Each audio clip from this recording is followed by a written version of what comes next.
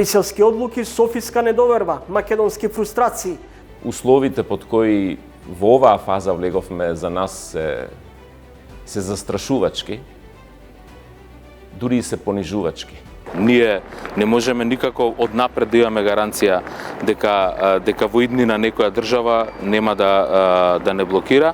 Гледаме дека компромисите се претворија во континуирани концесии кои стигнаа, народски да кажеме, нож до коска во македонското ткиво. Бранко Азевски со драматична изјава вели дека Народната банка со своите инструменти само го штити денарот без да размислува за економско-финансиските последици во реалниот сектор. За жал, колегата Бранко Азевски целосно не е во право. И мене ми е жал што он ја даде таа изјава, зашто не е во негова корист. Како наместо не да се прифати да, зошто јавноста е затруена со нетолеранција. Първо трябва да приемем, че ако искаме нето да стане да завинаги, макар че знаем, че в политиката няма завинаги и нищо не е вечно, трябва да се научим да си говорим по различен начин. Понякога изпълнението на европейските условия и на европейските критерии е един доста болезнен процес. Северна Македонија во Брисел, понато владените министри во албумот и со традиционалното family фото во Европската комисија. Во изминативе 3 децении самостојна држава. Поминавме низ големи концесии и етаблирање за да стигнеме до етаблирање во меѓународната заедница. Бугарија го симна ветото, но се избори за големи концесии во незината преговарачка рамка. Од денеска почнува фазата на исчекување, кога и како реално ќе почнат пристапните преговори. Кога еуфоријата ќе стивне, кога се ќе влезе во некакви подностливи домашни и регионални конфликтности. Скринингот со Европската унија ќе биде едно големо проветрување во државата. Ќе се покажат аномалиите, но и предностите, што сме успеале да реализираме, а што не. Унијата има инвестирано речиси стотици милиони евра во заздравување на демократските, економските и финансиски текови. Пред налетот на можно ново геостратешко прегрупирање, може да се каже дека Северна Македонија останува на вистинскиот и во вистинскиот табор. Тоа што Бугарија во Втората светска војна беше на погрешната страна, ги лечи фрустрациите преку Северна Македонија. And Dimitar, you can count on my support to ensure that the agreement is translated into the Macedonian language. No footnote, no asterisk, on equal footing with all 24 European languages. Сега почнува веројатно најважниот период. Колку брзо ќе ја донесеме Европската унија во македонските текови. Од денес почнува и големата обнова и чистка во политичките елити и партиските водства. Селекцијата ќе биде природна. Може и легитимно да се биде евроскептик. Но избирачите ќе морат дефинитивно да кажат дали Европската унија дефинитивно е нашиот вистински избор. Иако во домашната јавност и натаму преовладува мислењето дека францускиот предлог ја донел државата до натрешни поделби и на некој начин предизвикал разобличување или обезличување на државата. Власта ќе мора да обезбеди поддршка и од опозицијата. Дали е тоа возможно? Како?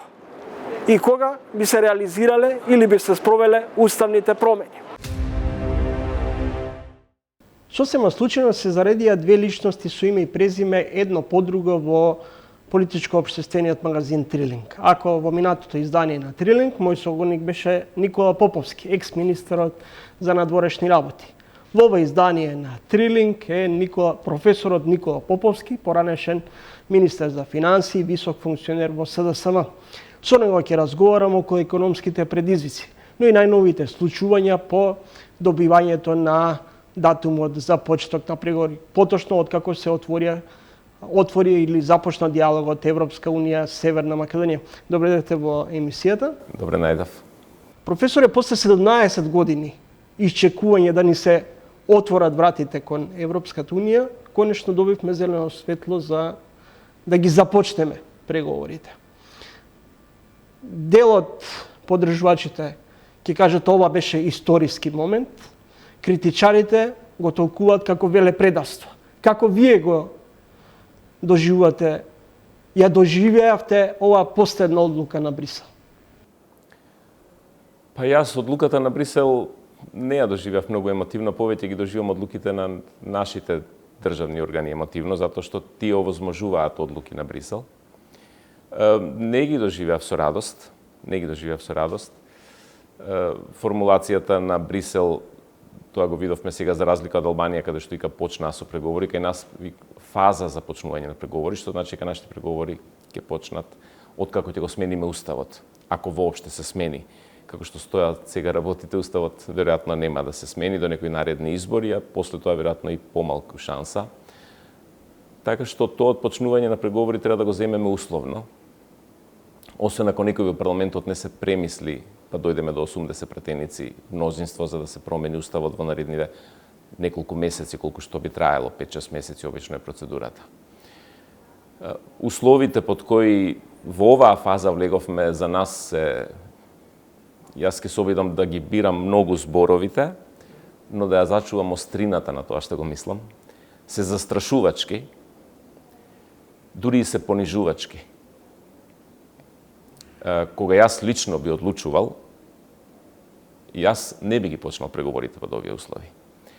Но ги разбирам и они што мислат дека можат да ги почнат, затоа што гледам дека имаат надеж дека работите ќе се сменат.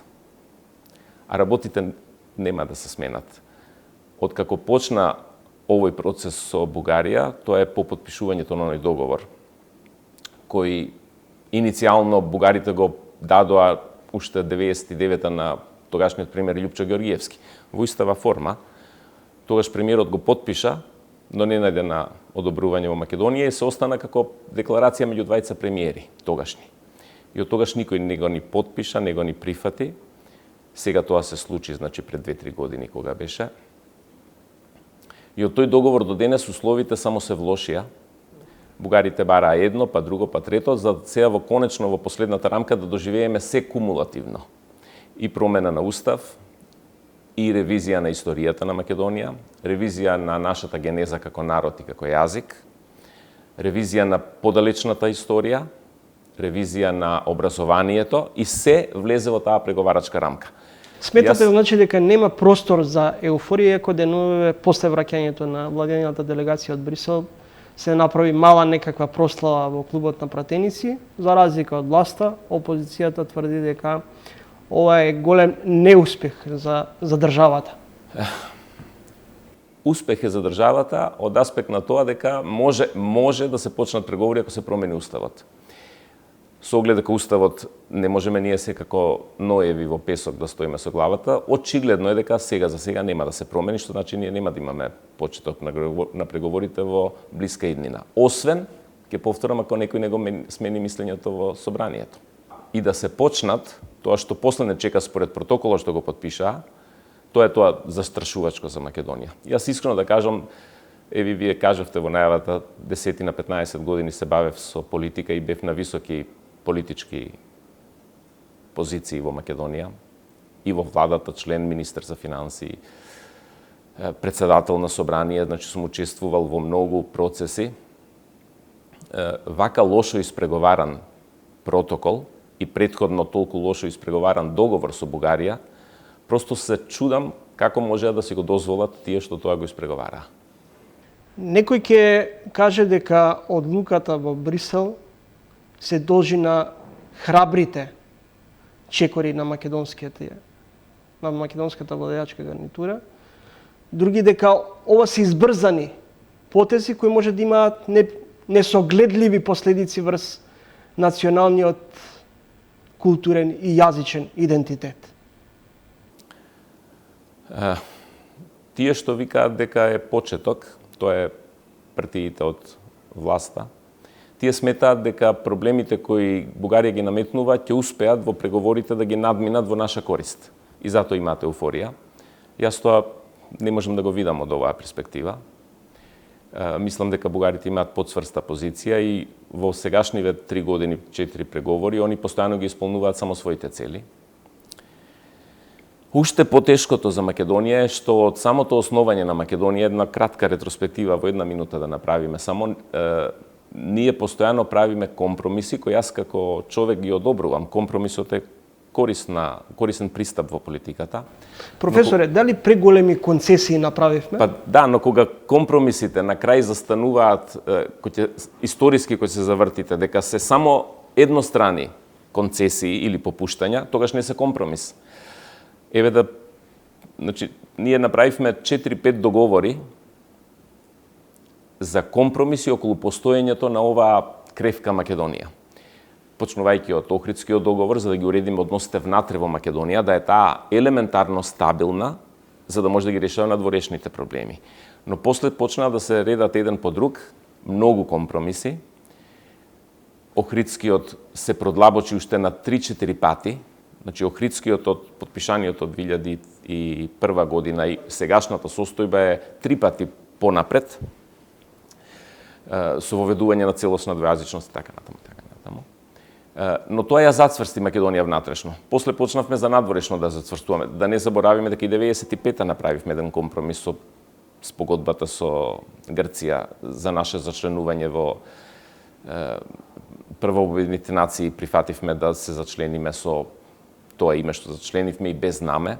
Па после беше онаа спогодба од 95-та со кои компромиси за да со Европската унија постигнеме меѓусебно признавање. Па после компромисот со Охрид, па надграден Охрид, па компромисот од Преспа, па тој уште не е целосно исполнет, има уште шкакливи прашања на кои грците се пога. Па после оној договор со Бугарија, па сега договорот со Бугарија проширна со протоколите што ги подпишува Османи. И практично гледаме дека компромисите се претворија во континуирани концесии кои стигнаа народски, да кажеме, нож до коска во македонското ткиво. Господин Поповски, бевте дел од владата на Бранко Црвенковски, министер за финансии. Од време на време неговото појавување Горан на Црвенковски ја разбранува јавноста. Некој често знаеше да искоментира каде беше изминатиот период, сега ли допрва ни дели памет, ни соли памет. Други сега велат Заев направи стратешки грешки и затоа му беше дошепнато конечно да се повлече. Сега дури и Димитар Ковачевски не чини. Кој владее со владата на Илинденска број 2? Пред 2-3 дена читав еден текст од професорот Калоџера од Загребскиот универзитет, кој е професор по филологија и македонистика, он предава македонска граматика и литература 3-40 години, постојано не брани. Сега имаше едно драматично обраќање, се чудам, рече, како македонскиве современи политичари очигледно не си ја знаат ни елементарно својата историја и на тој начин лесно ги прифаќаат работите. Може би на еден начин преголемиот компромизам и преголемото незнаење управува со владата. Премногу конформистички сме поставени? Мислам дека не можат да ги видат последиците на подолг рок. Не може за една држава обстанокот да биде второстепена цел во однос на зачленување во Европската унија. А ние сега го третираме тоа така. Видете, Бугарија, например, на почетокот имаше став дека јазикот е настанат 45-та. Во последното соопштение што Бугарија го издаде по повод нашите преговори во Брисел, не постои 45-та, постои дека ние не го признаваме јазикот. Што е уште порадикална позиција. Уште порадикална. Значи, они сватија дека ние сме спремни на бесконачни отстапки и само притискаат докаде што може да ги остварат. Од нивни агол делува логично. Еднаш како го кажавме како држава не во Брисел пред 20 дена, одма направија некои отстапки во договорот, ситни, така, но ги убедија дека треба подсврсти да бидеме, а ова со јазикот Бугарија што не го признава има една јасна нишка дека таа не ја признава сувереноста врз оваа територија од страна на македонците. Ако не го признавате јазикот, вие не признавате дека постои нацијата. Пошто во Европа нациите ги формирале државите, сите држави се национални. Ако немате нација, немате ни право на држава. Ако немате право на држава, немате право на контрола врз таа територија. Негирањето на јазикот, последното што го објави Бугарија, во суштина ни кажува дека вие немате право на сувереност на таа територија. Зашто немате ни нација, немате ни држава што ви следува по тој основ. Почнете веќе следите интервју со екс-министерот за финансии и поранешен висок функционер на СДСМ Никола Поповски. Сега ќе се профилиме на економските предизвици. расте инфлацијата, се зголемува економската сиромаштија, дали тоа ќе доведе до стафлација? До тоа прашање никој не може да одговори, но е можна, со тоа што мислам дека самиот збор, кој е кованица некаде 70-тите години кој излезе во економската теорија, кога се појави оваква форма на нафтната криза и тогаш предизвика инфлација, тогаш беше ударот за 2 години нафтата 6 пати се покачи, 71 3 пати и 73 уште дупло. Прво 3, по 2, 6. Ние сега сме далеко од тоа, се појави инфлација во светот и таа предизвика стагнација и се искова таа кованица стагфлација. Но мислам дека претерано со ужас ја сваќаме. Ние можеме да имаме инфлација од 10 на 20% и рецесија, да речеме, со стапка од минус 0,5. И тоа е стагфлација. Но не е толку драматично. Клучно е да не се нарушат економските текови во целина во овој тековен период нормално. Иначе ако трае 3-4-5 години ќе биде застрашувачки. А според последните... Можно е да се појави, но не треба да сме многу загрижени. Нема ништо од првичниот најавен оптимизам на Централната банка, која првично тврдеше дека инфлацијата ќе достигне до 8%, но очигледно е дека тој процент ќе се зголемува и веќе се зголемува. Дали може би избрзани чекори и проекции прави Централната банка и може би на некој начин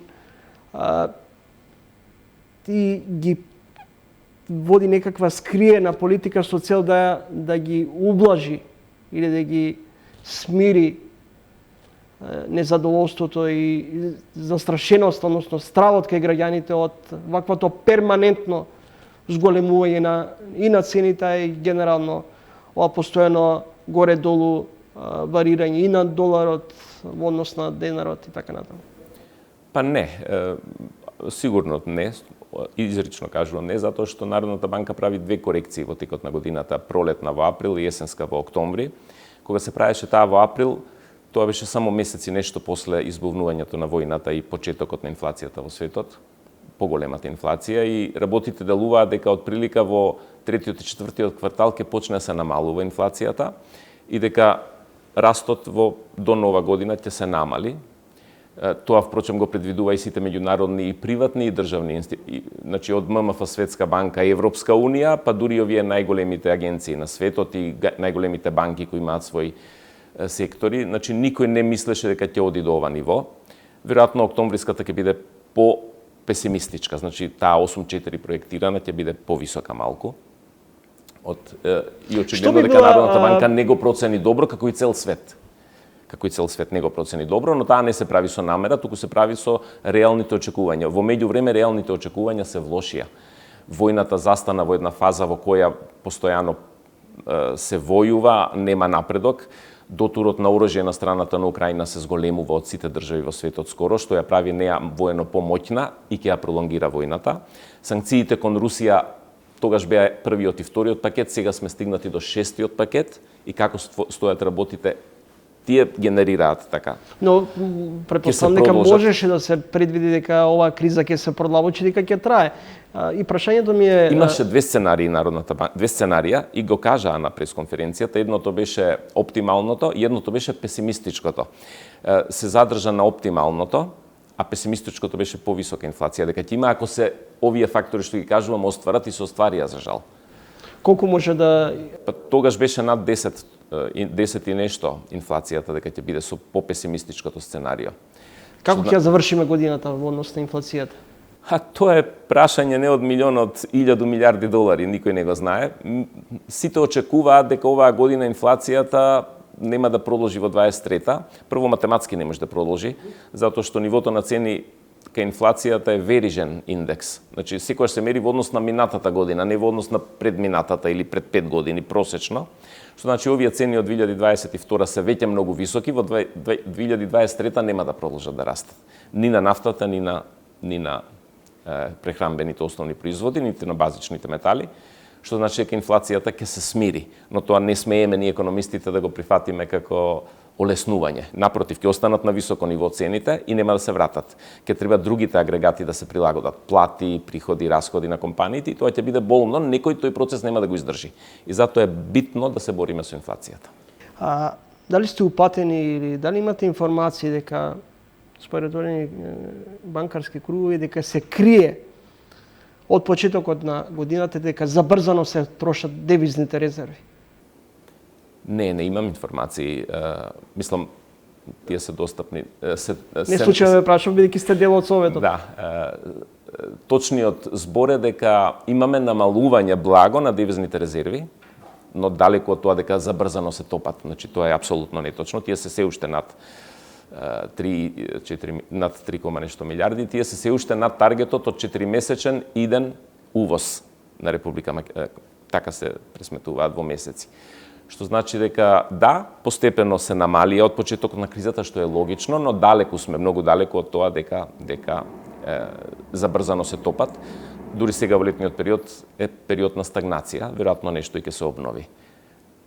Пострашно е тоа што се случува со инфлацијата и низините разорни ефекти што ги имаат врз билансите на претпријатијата, врз макроекономските биланси, врз буџетот, врз банките, врз каматите. Замислете вие, мислам, економистите баратаме, да кажам, со номинални и со реални агрегати.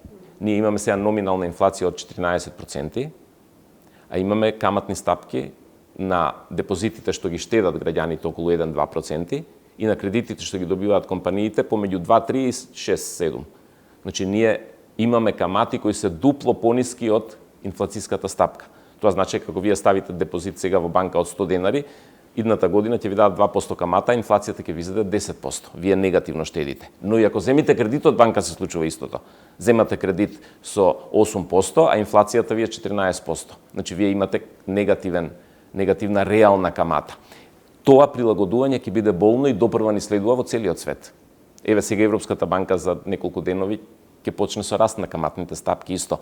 Најригидна беше од сите големи банки. Од Bank of England, Federal Reserve во Америка, на ЕВЕ и ЕЦБ конечно.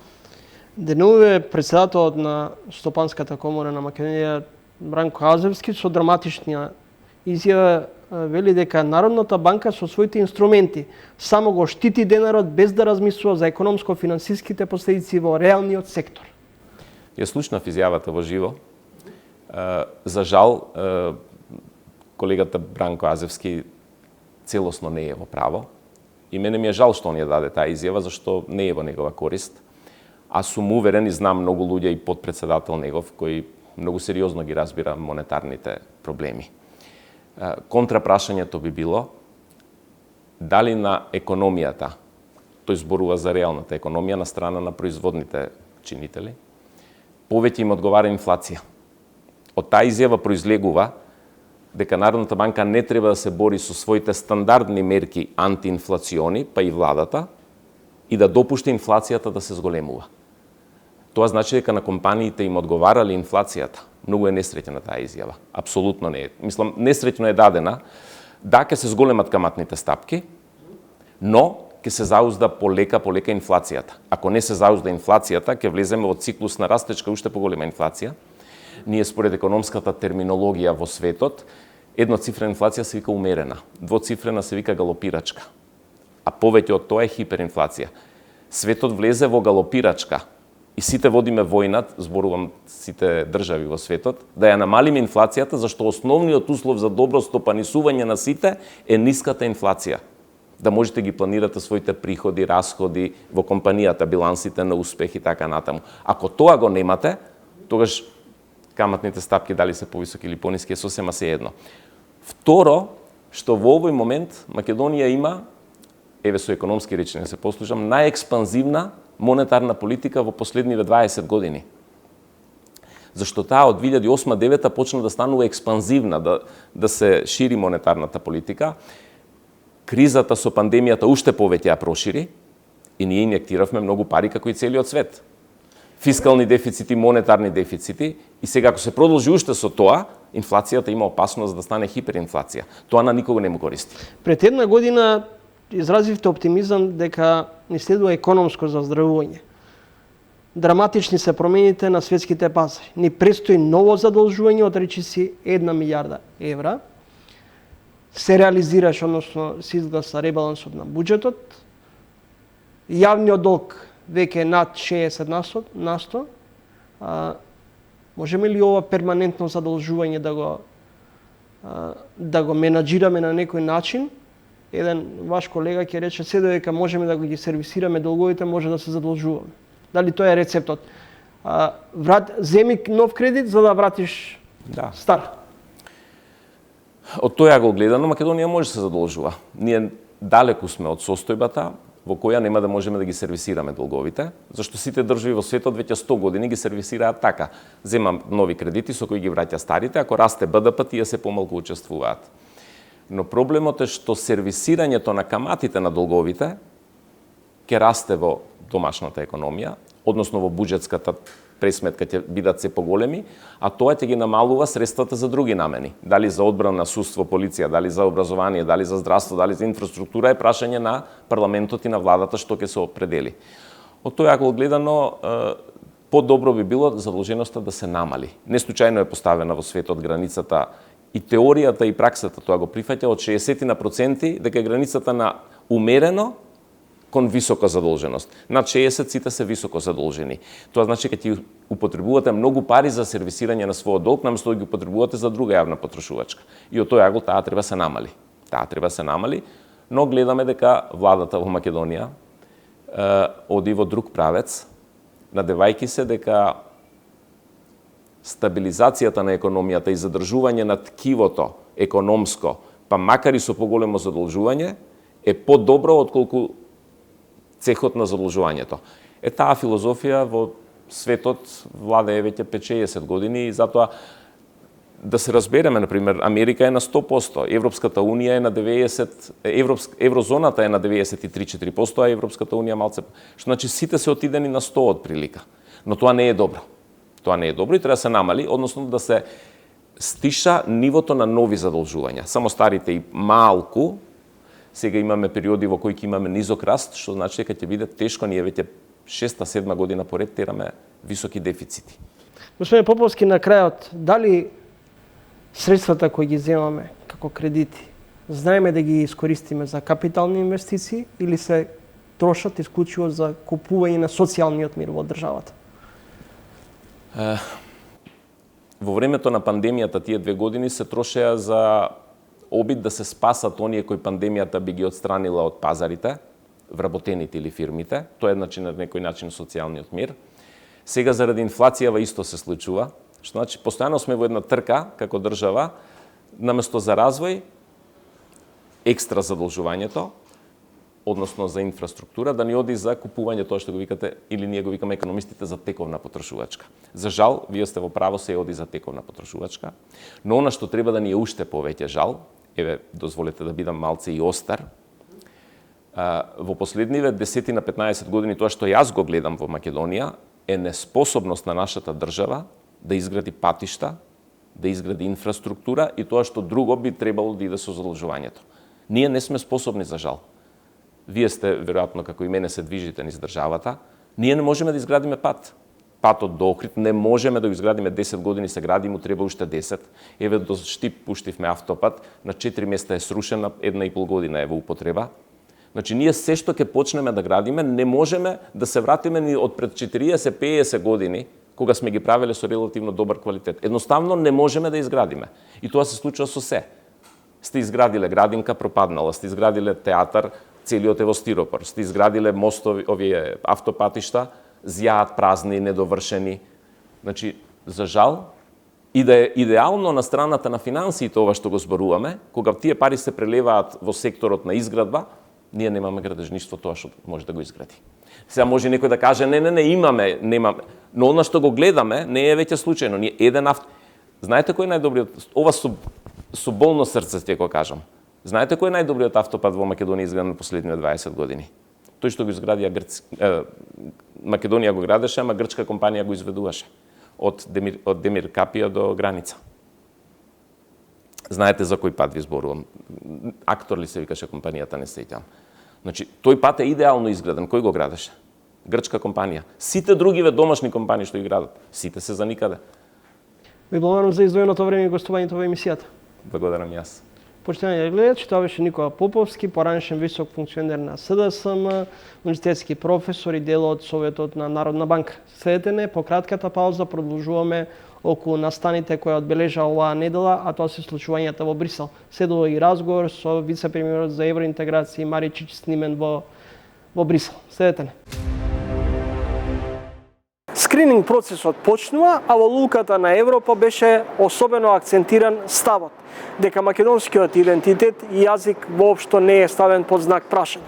Прво, мислам дека треба без задршка сите да се честитаме денес, бидејќи Северна Македонија ги започна преговорите за членство во Европската унија по 17 години чекање и навистина е тоа големо достигнување. Денес го одржуваме и првиот скрининг за почеток на преговорите, првата сесија на скринингот и навистина тоа ни отвара еден пат за движење напред и за чекорење напред, нешто што до сега го немавме. Во однос на ова што го кажувате околу унилатералната декларација на Софија, ние издадовме и наша денеска и тие унилатерални декларации немаат никаква важност за целокупното користење на македонскиот јазик во Европската унија, ниту пак за ставот на другите држави членки. Тоа значи само дека Софија изразува свој став, како што има изразено и во Обединетите нации кога не бил впишан македонскиот јазик, ние го изразивме нашиот став и тоа понатаму прашање не очекуваме да се споменува, очекуваме во наредните денови да го подпишеме договорот за Фронтекс со македонски јазик, каде што и Бугарија ќе го подпише како една од државите членки и сметаме дека за нас ова прашање е затворено. Не очекуваме понатаму тоа да се отвара, имаме јасни обврски од целиот пакет, имаме јасни обврски од протоколот кој што беше подпишан во минатиот викенд, така што за нас е патот отворен, само треба да ги спроведуваме нашите обврски, не очекуваме проблеми ниту предизвици. Македонскиот пат кон ЕУ е отворен.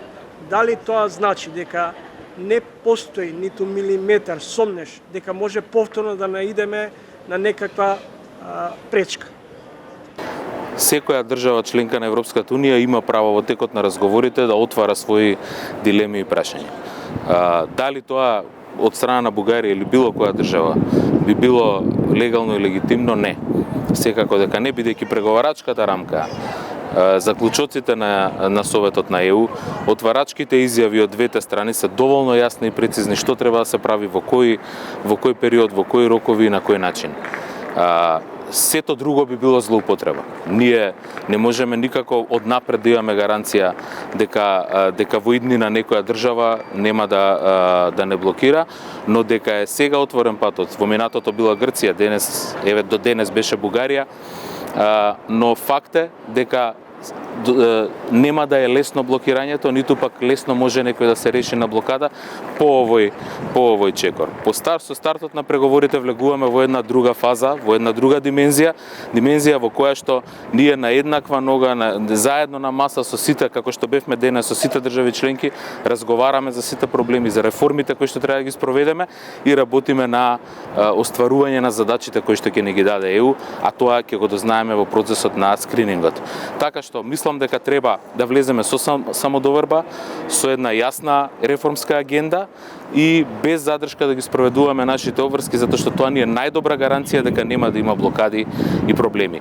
Нормално, нашето собрание усвои заклучоци кои што даваат и јасна рамка на дејствување, дека ништо поврзано со јазикот, нашиот македонски јазик, идентитетот и културната посебност, обележјата на еден народ нема да биде под прашање, доколку тоа се отвори во било кој момент. Ние секако дека за тоа ниту ќе разговараме, ниту имаме намера да преговараме, ниту пак тоа е дел од европските правила. Значи, ништо од тоа не е во рамките на европските критериуми и затоа сме сигурни и се чувствуваме сигурни да влеземе во овој процес и да чекориме напред, затоа што доволно беше чекање и блокади 17 години. Како ќе успеете да ги спроведете уставните промени за што ви се потребни 82 пратеници? Дали ќе го примените истиот принцип на купување на гласови или можеби да ви се појави некој нов Крсто Муковски? Купување на гласови во нашето собрание никогаш немало во последните 5 години, така што тоа што сме успеале во еден значаен процес да убедиме определен дел од пратениците на ВМРО ДПМН да гласаат за во случајот договорот од Преспа, беше една сериозна задача, сериозна операција која што требаше да не внесе во НАТО. Пред нас е уште една таква слична, иста задача, а тоа е отварање патот за продолжување на преговорите со Европската унија, бидејќи денес ги почнавме. Мислам дека треба секоја политичка партија и секој пратеник да има доволно чувство на одговорност во наредниот период, бидејќи овој процес допрва почнува, ќе има време да се работи на тоа, да се одлучи дали е за патот на Европската унија или е против. Мислам дека е тоа дилемата, не ништо друго, содржински. Уставните измени кои што сега треба да ги направиме се далеку, да речам, по-проблематични од тоа што сме го правеле во минатото со договорот од Преспа. Тој темелно измени некои работи, до прецизирање на името на државата се менуваше и содржински. Ова сега е додавање на уште неколку заедници или групи во нашиот устав, што од секогаш бил наша вредност. Тоа не е ништо ново, ништо поразлично. Мислам дека сите партии, сите пратеници ќе имаат можност во наредниот период, ние ќе отвориме диалог, ќе разговараме со сите, да се изјаснат на која страна процесот ќе бидат, дали за ЕУ и продолжување на тој пат или за нови застои и блокади. Јас сум убеден дека мудро ќе одлучат пратениците во тој нареден период. Имаме доволно време да разговараме со сите и да ги убедиме и се надевам исто така и дека опозицијата ќе го разбере овој процес колку е важен и колку е важно да се обединиме околу ова прашање. Имаме ли доволно кадровски потенцијал да одговориме на предизвиците околу одговорите на поглавјата кои допрва ќе треба да ги започнеме преку диалогот Северна Македонија и Европска унија? Нам ни треба во процесот на европски интеграција и преговори со ЕУ широка општествена мобилизација на сите најдобри структури што ги имаме, најдобри луѓе во државата по одредени прашања. Така што ние покрај тоа што имаме веќе капацитети во институциите и што имаме веќе тимови во институциите кои што работат и до сега на тие теми, сега ќе треба да ги зајакнеме со луѓе од надвор. Сметам дека владата треба и ќе има отворена врата за сите експерти. Зборувавме и со премиерот да се ангажираат и до 1000 експерти, универзитетски професори, луѓе кои работат во областа, кои можат да дадат свој придонес во секое поглавие. Најважно е најдобрите луѓе да ги имаме на вистинските места, а партиската поддршка секако е битна и во собранието, и во секојдневниот тек на преговорите, но ова е време да оние кои што знаат и разбираат го дадат својот максимум. Па дури и луѓе кои што го напуштиле државата. Кадровскиот капацитет? Велам, ако ги искористиме сите, дефинитивно да, имаме кадровски капацитет да почнеме, имаме потенцијал за уште подобрувања. Мислам дека ако ги искористиме и оние наши луѓе, македонци и други со други етничка припадност, но од Северна Македонија кои што се моментално работат и живеат во Брисел, Виена, Париз и така натаму, а работат на одредени области. Јас познавам многу такви луѓе, ако и нив ги искористиме и ако искористиме оние во државата кои што работат на универзитетите, по институтите, во институциите, во бизнис секторот, мислам дека таа национална задача успешно ќе ја завршиме и брзо. Дали откако добивме зелено светло за почеток на преговори со Европската унија, можеби се размислува сепак за одржување на предвремени парламентарни избори, за да го тестирате расположението кај граѓаните и за тоа колку имате поддршка кај нив? Мислам дека не е време за предвремени парламентарни избори, време е за напорна работа, време е за скрининг и време е за обединување околу овие национални задачи и цели. Владата и парламентот имаат мандат од 4 години, ние сме отприлика на половина од тој мандат и треба да се искористи и втората половина за овие работи, а не за избори. Избори во овој момент би значеле само непотребна враќање на популизам, евентуално и национализам, политичко поентирање на структури кои што не секогаш и сакаат добро на државата. Мислам дека има доволно и капацитет, и легитимитет, и собранието, и владата да ги искористат овие година и пол-две до изборите, до редовните избори и да дадат максимум во завршување на скринингот и продолжување на патот. Вице-премиер, ако 17 години постојано добивавме препораки за почеток на преговори, сега колку време ќе ни биде потребно за конечно да се приклучиме кон европското семејство? Тоа однапред од овој момент никој точно не може да го каже. Нашата цел е до крајот на оваа декада да ги имаме завршено преговорите и да бидеме членка на Европската унија. Ви благодарам. Благодарам. Македонско-бугарски медиумски форум. Околу 20 на новинари 2 дена во Велико Трново дебатира за реафирмација на говорот на разбирање, наместо окупацијата на јавноста со ширење на омраза и нетолеранција. Што се очекува од Северна Македонија? Колку и како на патот кон предпристапните преговори до Унијата може да се искористат искуствата од Бугарија? Познати новинарски имења од печатот и телевизиите, со оценки за емисијата Трилинг. Първо трябва да приемем, че ако искаме нето да стане да завинаги, макар че знаем, че в политиката няма завинаги и нищо не е вечно, трябва да се научим да си говорим по различен начин. Видяхме, че е възможно, ако двете страни седнат и си говорят, колкото и клиширано да звучи, да се постигне нещо. Защото протоколът, макар съдържанието му все още да не е било правено публично достояние, да не е било публикувано, е ясно, че е резултат не от някакви задкулисни договорки, а от преговори между двете правителства, чиято същина всички всъщност познавахме, къде публично се обсъждаха, къде не се обсъждаха толкова, но това са искания, които България имаше през последната година, почти вече година и половина, и които в края на краищата могат да доведат, видяхме, че могат да доведат до раздвижване. Мисля, че първо трябва да сменим тона, по който си говорим, мисля, че трябва да сме открити едни към други и каквото се разберем, да го изпълняваме и от двете страни. Това е проблем за нас понякога, но е проблем и за вас. Просто двете страни да се държим едни към други, не като хора, които се нападат, които са заплаха едни за други, сякаш от другата страна на границата най-важното е, че съседа, който трябва да е партньор, крои някакви планове да прецака, казано разговорно другия. Македония има да извърви дълъг път и вероятно не е лесен. Колко ще е дълъг и колко ще е кратък, зависи от самата Република Северна Македония, тъй като в момента топката е в Скопие, в политическата класа в Скопие.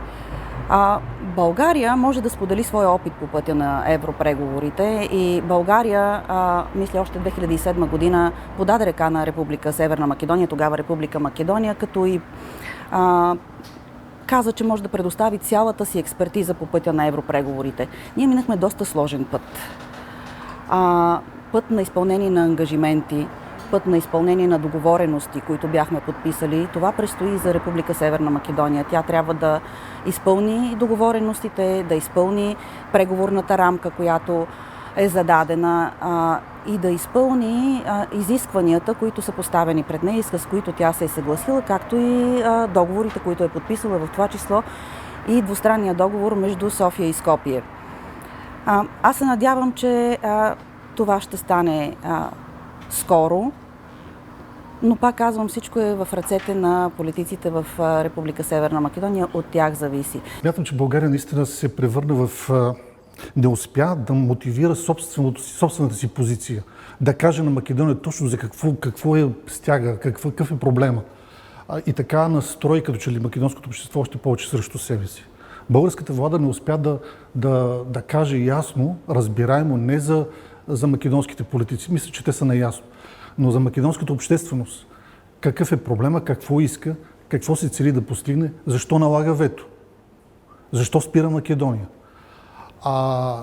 Мисля, че сега с протокола, с историческата комисия, с всички тези неща, като че ли отиват леко в заден план, отпред остава само наистина преговорните глави, важните неща за Македония, които трябва да се свършат през следващите години. Това, което виждаме в преговорната рамка, че е заложено като автоматично условие за падане на ветото, то даже не е и вето, падане на блокиране началото на преговорите на Република Северна Македония към европреговорите е включването на българите в Конституцията на Република Северна Македония. В момента, в който това стане, блокадата автоматично отпада и се почват преговори. По пътя на преговорите ще трябва да се изпълнят и останалите условия. Ако знаех като българин какво не знам, щеше да е много по-различно и обратното също е вярно. Мисля, че имаме много малко опит, дори не толкова само от към познание за културата на другия, защото има автори, които, да кажем, се превеждат от едната държава в другата, които се четат и без превод от едната държава в другата. Има филми, които се гледат. Мисля, че нямаме опита на взаимодействието с достатъчно с достатъчно среда в другата държава. Това, че някой ще отиде на Охридското езеро за 2 дни или на шопинг туризъм, да кажем, в България, или да разгледа София, или Велико Търново, както сме сега, не ни дава достатъчно опит в общуването с другия. Може да те е страх от другия или може да имаш недоверие към другия, когато не си говориш с него достатъчно. За това нещо може да допринесе да се промени едно много простичко друго нещо и то е връзките между нас, за които много се говори и малко се прави, пътни, ако щете, бизнес връзки да се подобрят, неща, които ще ни поставят в контакти едни с други много по-често. Защото това е един от най-дългите пътища между 2 европейски столици. Между София и Скопие 3 часа и половина, 4, това е, извинявайте, но е варварско. Докато тези факти не се променят, ние няма да имаме този опит да общуваме с други и да свикнем, че другата среда е като нашата среда, просто ни дели една граница, норми, които определяме като различни езици, но в края на краищата и сме оформени в различен културно-исторически контекст, но в края на краищата в много други отношения първо сме едно, а в нещата, които не сме едно, можем да се разберем, правейки бизнес на маса и в какъвто искате друг начин. Всъщност, понякога изпълнението на европейските условия и на европейските критерии е един доста болезнен процес. Такъв беше той и за българското общество, когато, например, ние трябваше да закрием някои от реакторите си на атомната електроцентрала Козлодуй. Можете да си представите, особено в сегашната енергийна криза, какво означава това за българите. Какво би било, ако имахме и тези реактори на АЕЦ Козлодуй? Дали бихме имали тези страхове, опасения и рискове от цената на тока, цената на енергията въобще, защото тук включваме и геополитиката с газа, с руския газ. Но България го направи. Беше болезнена стъпка, но ние го направихме. Всяка държава по пътя си към европреговорите е изпълнявала определени ангажименти, условия и критерии. По някой път не е било лесно. Било е много болезнено, както и за България беше. Но в крайна сметка това е процеса. И България тук много може да помогне на Република Северна Македония. Аз не знам дали Република Северна Македония иска тази експертиза. Нашата. Ако я иска, България отдавна е протегнала ръка и може да бъде насреща. Това, което мога със сигурност да кажа е, че и двете държави изгубиха много време. България усвои част от европейските фондове по начин, който не я доведе до оптималното и възможно развитие.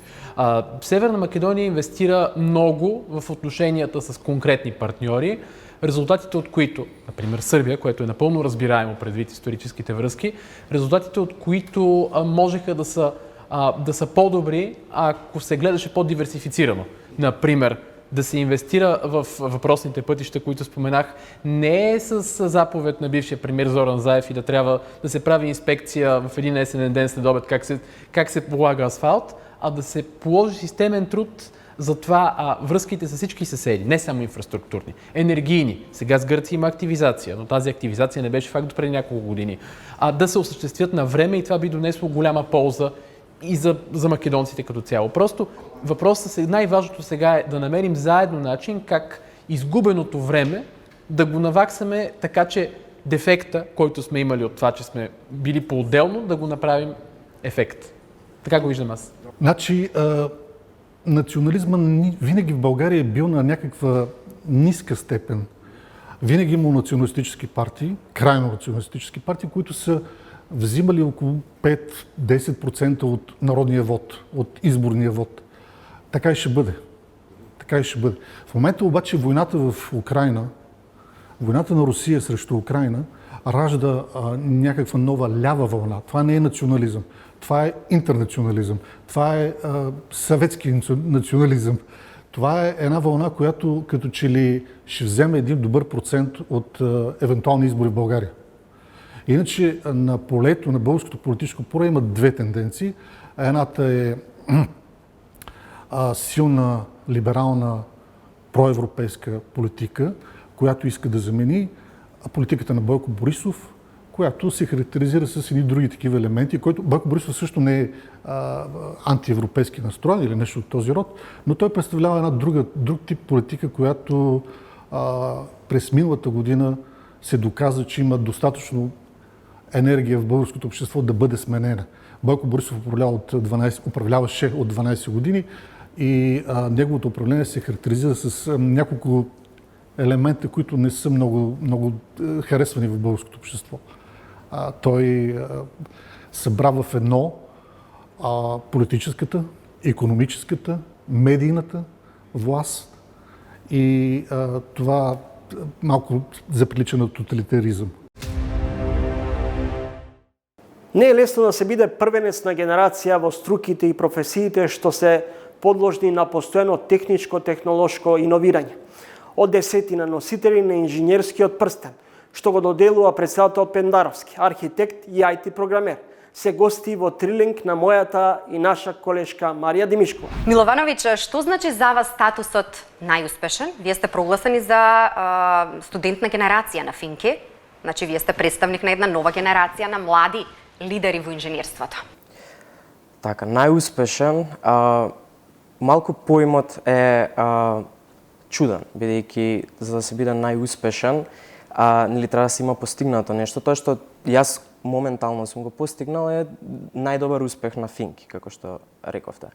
Со тоа што тоа нема некое големо значење според мене, бидејќи факултетот Финки како факултет е повеќе практичен, помалку вредат оценките. Општо голем број од студентите се запишуваат, почнуваат со работа додека се во студиите, за време на студиите.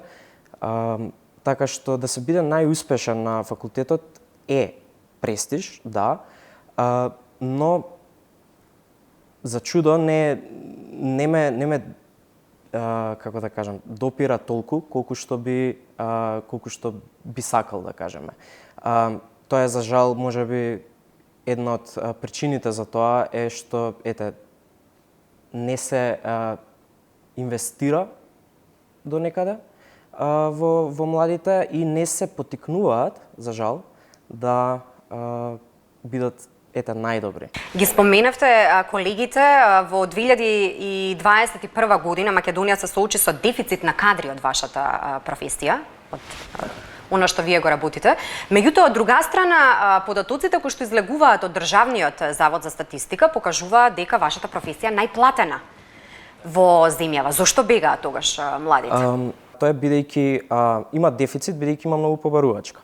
Значи, побарувачката во земјата е огромна, има постојано доаѓаат различни странски инвестиции, значи странски компании кои што се бават со развивање на софтвер и постојано бараат нови кадри, постојано се отварат нови проекти, се работи за странски клиенти и постојано имаме, значи Финки е факултет кој што највеќе студенти носи секоја година се запишуваат на Финки највеќе студенти и по број завршуваат исто така доста значителен број од нив завршуваат на факултетот, а и како што кажав, таков е факултетот да не мора да има диплома еден програмер за да почне да работи.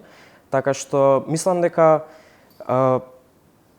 побарувачката е поголема од тоа што го имаме ние од бројот на програмери. И затоа може би има дефицит, а кога е голема побарувачката е нормално да бидат и платите големи, според мене. А воедно и софтверската индустрија најнова во подем и се бараат многу, затоа и платена, затоа што не само во Македонија, туку мислам дека и во светот има, како што рековте, дефицит на програмери. Во однос на промената на светот и на сето она што се случува околу нас, зборуваше и колешката Јанкуловска, се обрати во име на 12-та најуспешни на доделувањето на престижната награда од страна на председателот на државата. Споменавте во една прилика научниците го осознаваат и проучуваат светот кој постои, инженерите се фокусираат кон креирање на светот кој никогаш не бил свет подобар од овој кој што го имаме. Каква е перцепцијата на вашите млади колеги? За каков свет сонувате? Значи, можам да кажам дека инженерството представува реакција на сето оно што е актуелно и проблематично во едно општество. Под тука доаѓа дека инженерството има клучната улога во изнаоѓање на механизми и алатки за решавање на главните проблеми на едно општество. Поттаму ние треба да се стремиме кон свет кој што ќе биде подобар, кој што ќе биде одржлив. Односно, преку инженерството ние можеме да ги надминиме проблемите со загадувањето на воздухот, водите, почвите, потоа да најдеме решение со складирање на урбаниот и индустрискиот отпад, да се бараат нови и обновливи извори на енергија, енергетска ефикасност, климатските промени да се контролираат, со што исто така треба да се стремиме кон дигитализација на инженерството, односно бидејќи градежништвото е главен загадувач во моментот како индустрија, не само кај нас, туку на светско ниво. И со тоа треба да се стремиме со BIM алатки, односно Building Information Modeling, информатичко проектирање на градби и со помош на софтвери, нови технологии, значи да ги заменуваме градежните процеси, постепено да ги дигитализираме. Ана, вие сте дел од младата генерација на архитекти во градов. Како го доживувате Скопје овие денови? Сметате дека градот е на една своевидна ивица на преживување во онаа желба да се исполни незаситноста на оние кои што диктираат како треба да изгледа градов? Развојот на градот и како тој ќе се движи и напредува зависи од лични интереси, без да се земи севкупното размислување и потребите и желбите на граѓаните на градот. Сметам дека ние младите инженери имаме потенцијал тоа да го промениме.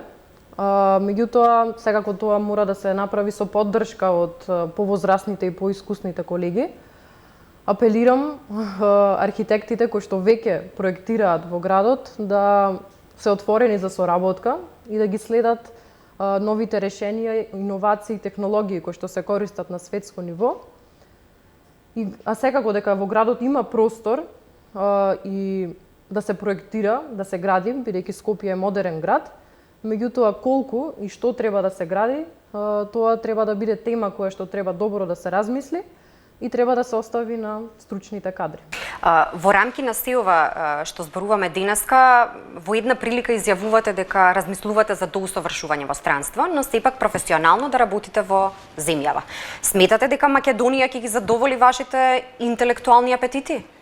Потребна е добра софтверска инфраструктура во државата за да се постигне успех, нели, и да напредува државата.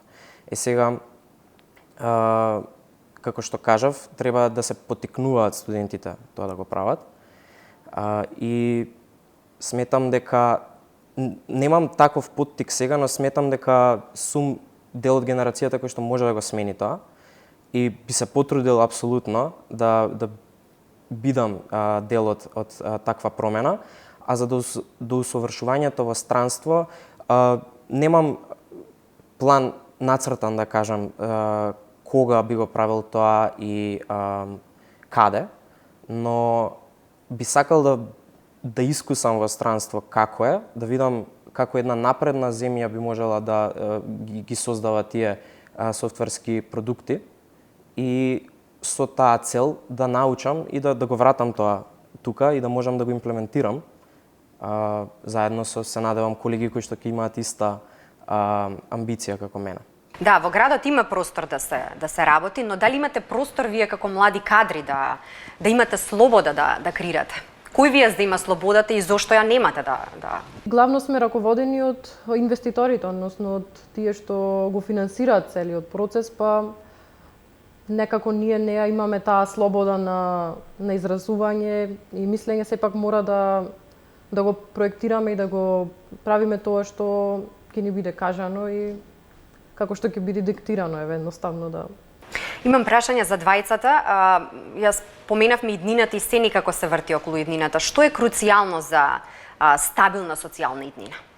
Дека треба да се фокусираме на она што е на глобално ниво добро и позитивно за сите Мислам дека проблемите се јасни, ги гледаме сите проблемите, меѓутоа некако сите се повлекуваат од одговорноста да дадат одговор на конфликтите кои што се појавуваат. Сметам дека треба да сме поодговорни и тие морални дилеми кои што сите ги имаме внатрешно, не само да ги кажуваме преку зборови, туку едноставно да действуваме и да примениме методи со кои што целосно општеството би се движело во подобра насока. Потполно се сложувам со Ана и сакам да додадам само дека младите се движечката сила во сите земји во светот. Мислам дека треба да се инвестира само во младите, што е можно повеќе и да се среќни и задоволни од начинот на кој што живеат, се со цел да можат да напредуваат и да го достигнат својот максимум. Ви благодарам за вечерашниот разговор. Ви благодариме на поканата. Тоа беше се за ова издание на емисијата Трилинг. Следете на идниот петок во исто време 20 часот и 45 минути. Не го пропуштете последното издание на емисијата Трилинг идниот петок, во кое ќе имате можност да гледате и натаму интересни соговорници и теми. Довидување.